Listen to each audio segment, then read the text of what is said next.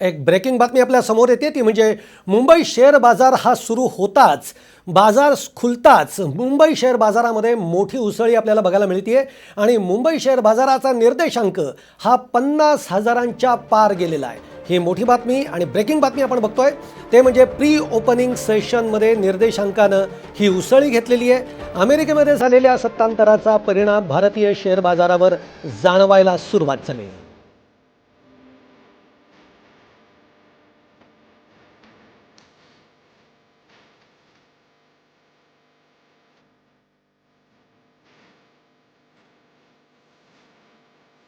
आता बातमी आहे ती म्हणजे गृहमंत्री अनिल देशमुखांच्या नागपूरमधून नागपूरकरांच्या सेवेसाठी वाजत गाजत मेट्रो ही सुरू झाली।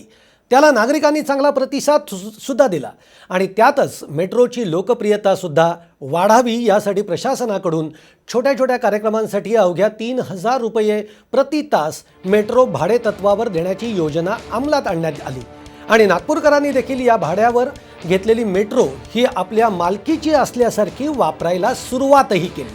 अशाच एका धक्कादायक प्रकाराचा एक्सक्लुझिव्ह व्हिडिओ साम टीव्हीच्या हाती लागलेला आहे। मेट्रोमध्ये आयोजित एका कार्यक्रमामध्ये काही महाभागांनी चक्क सुरक्षा रक्षकांच्या समोरच जुगाराचा डाव मांडला। तसंच धावत्या मेट्रोमध्ये डान्सचाही कार्यक्रम झाला।